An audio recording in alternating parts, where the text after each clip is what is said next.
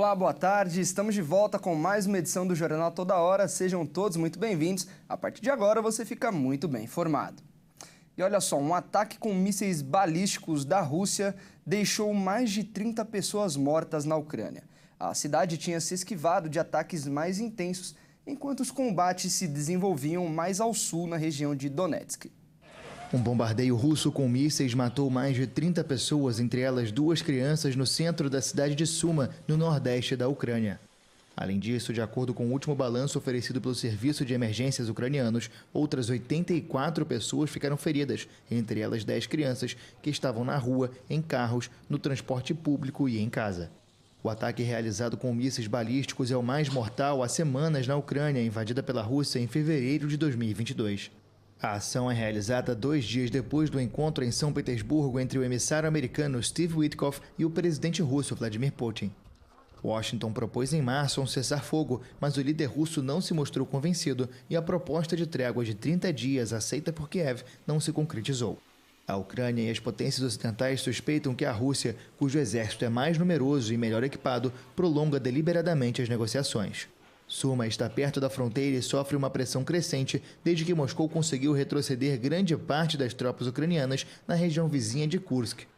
A cidade até agora tinha evitado a intensidade dos combates que se desenvolviam mais ao sul, na região de Donetsk. E uma aeronave de pequeno porte se chocou contra uma chaminé de uma casa, após realizar um pouso forçado em uma colônia de férias no Reino Unido. O acidente ocorreu por volta das 2 horas da tarde no horário local e às 10 da manhã pelo horário de Brasília. A aeronave estava transportando 2 tripulantes que estão bem, mas um deles sofreu ferimentos leves. Em um vídeo que está circulando pelas redes sociais, mostra o exato momento em que o avião é visto raspando o teto antes de cair rapidamente. Um porta-voz da polícia local afirmou que os serviços de emergência foram enviados até o local do acidente para socorrer os 2 passageiros que estavam a bordo do avião. E agora estão investigando o que causou a queda desta aeronave. E aqui no Brasil, um carro foi engolido por uma cratera provocada por uma erosão próxima a uma rede subterrânea da Sabesp. O acidente aconteceu na Avenida Doutor Assis Ribeiro, na altura do número 4777, que fica no bairro de Hermílio Matarazzo, na zona leste de São Paulo. Mas, felizmente, ninguém se machucou. A CET foi acionada e interditou o local, fazendo os motoristas circularem por outra faixa. A Prefeitura de São Paulo informou por meio de uma nota que a Subprefeitura Penha enviou uma equipe até o local, onde foi identificado o desgaste do solo próximo a uma rede subterrânea da Sabesp, que foi acionada para fazer os reparos. E a via continua interditada até o momento. E agora a gente vai lá para Recife, onde uma criança de 4 anos foi atingida por uma bala perdida nas vésperas de seu aniversário. A menina foi internada em estado grave na unidade de terapia intensiva do Hospital de Restauração, em Recife, mas infelizmente não resistiu e acabou morrendo.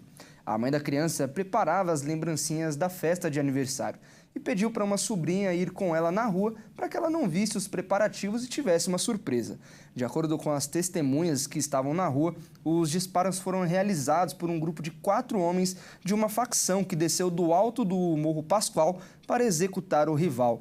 E, infelizmente, por causa de uma briga entre facções criminosas, uma vida inocente acabou pagando pelo preço. E agora vamos mudar de assunto para falar sobre economia.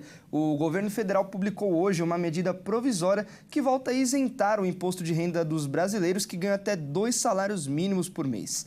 Esse grupo já era isento em anos anteriores, mas o valor ficou defasado em razão da alta do salário mínimo no começo deste ano.